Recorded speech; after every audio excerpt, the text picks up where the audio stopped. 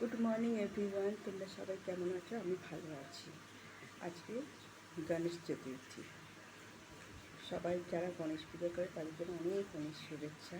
তোমরা ভালো করে পুজো দাও, সুন্দরভাবে পুজো দাও, আর এটা কামনা করো যাতে সবার মঙ্গল করুক। কেমন? আজকে আমার মেয়ে উপোস করে আছে, তা আমি ঠাকুর ঘরে সব গুছিয়ে টুছিয়ে দিয়ে আসবো। কেন ও তো সব পারবে না, তাই আমি সব গুছিয়ে টুছিয়ে দিয়ে আসবো। ও পুজো করতে যাবে। আমার মেয়ে পুজো করে গণেশ পুজো। তারপর ও এখন পড়াশোনা করছে।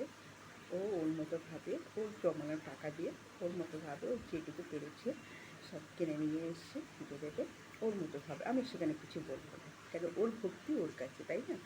তা ও ওর মতোভাবে সুন্দর করে পুজো দেবে। তারপরে এবার ওর যা কামনা, ও যখন চাকরি বাকরি করবে তখন ও বড় করে পুজো করবে।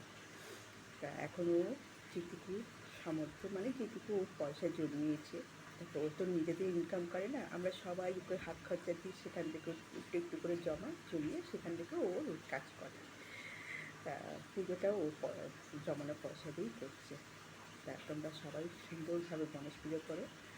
আর গণেশ ঠাকুরগুলোকে দেখছি তো এত ভালো লাগছে, মানে সত্যি কি কিউট এটা গণেশ ঠাকুর, এত কিউট না। মানে এসব বাল গণেশ তো দারুণ কিউট। হ্যাঁ, তা আমার মেয়ে দেখে আর আমাকে দেখায়, বলে মা দেখো ঠাকুরটাকে দেখো কি সুন্দর, সত্যি কি অপূর্ব ঠাকুর। আর এখন আমাদের এখানেও পশ্চিমবাংলায় অনেক জায়গায় পুজো হচ্ছে, আগে এতটা হতো না, এখন অনেক জায়গায় পুজো হচ্ছে, সেসবগুলো এখন দেখা যাচ্ছে। সব ঠাকুর নিয়ে এসে সেই আমরা ওইগুলো দেখছি, ভিডিওগুলো দেখছি, সত্যি গণেশগুলো এত সুন্দর না। তা আজকের দিনটা খুব ভালো করে তোমরা কাটা, কেমন?